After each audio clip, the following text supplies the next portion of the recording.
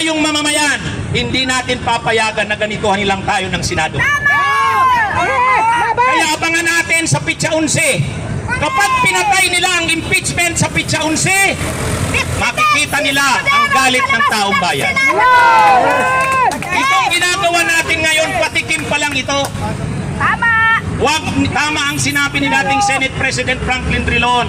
Don't play with fire. Masusunog kayo. Yes.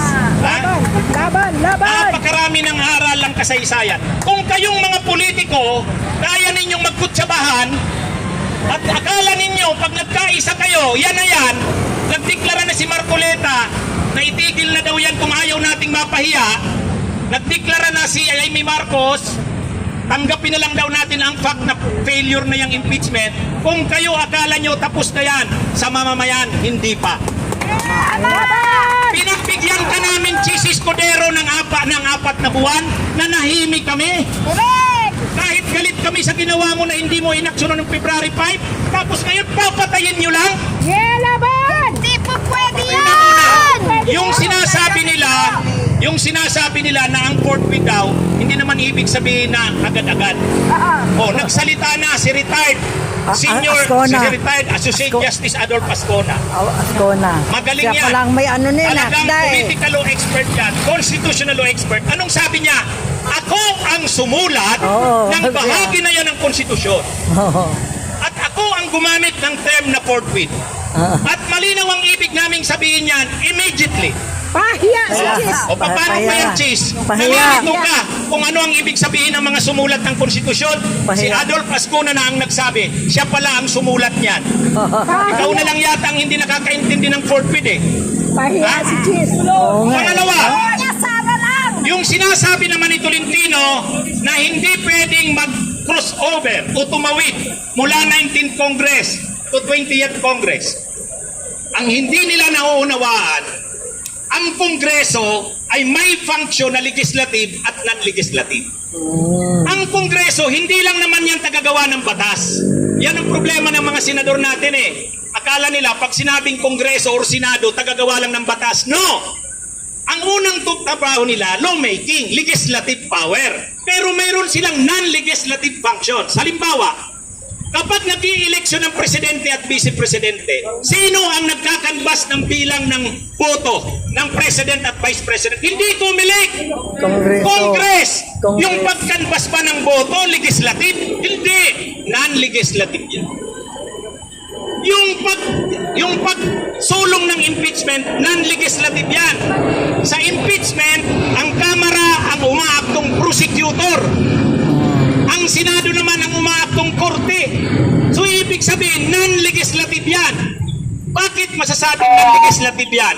Ang tungkol sa impeachment, nasa Article 11 ng Konstitusyon. Ang legislative power or legislative department, nasa Article 6. So ibig sabihin, yung mga bagay na trabaho ng Kongreso tungkol sa paggawa ng batas, legislative, Article 6. Yung tungkol sa impeachment, nasa Article 11. Ano ang Article 11? Accountability of public officers. So ibig sabihin, ang impeachment, hindi legislative work, non-legislative. Ang naglalabs lang o tumitigil lang kapag June 30 ay yung legislative. Ang non-legislative, proceed, nagkukontinue. Kaya nga, trial shall proceed. Malinaw, pag sinabi mong proceed, hindi natatapos sa June 30. Tama. Diba, napakasimple. Trial shall proceed. Pag sinabi mong proceed, walang lapse. Walang lapse. Ang naglalapse lang yung paggawa ng batas. Any unfinished business ng Kongreso, yung paggawa ng batas, naglalapse sa June 30. Legislative yon. Pero yung non-legislative does not lapse. Nagko-crossover siya sa sunod na Kongreso. Kaya, pag ngayong 19th Congress, inaksyonan ito ng Kongreso sa Wednesday. Nag-convince sila sa impeachment court. Ibig sabihin, nagsimula na ang impeachment. Hindi pwedeng hindi yan mag-proceed sa 3rd at 28th kasi nakalagay, trial shall proceed. So tuloy-tuloy. Diba? Napakalinaw. Itong mga senador na lang ang hindi nakakaintindi. Constitutional Law sa Ateneo College of Law.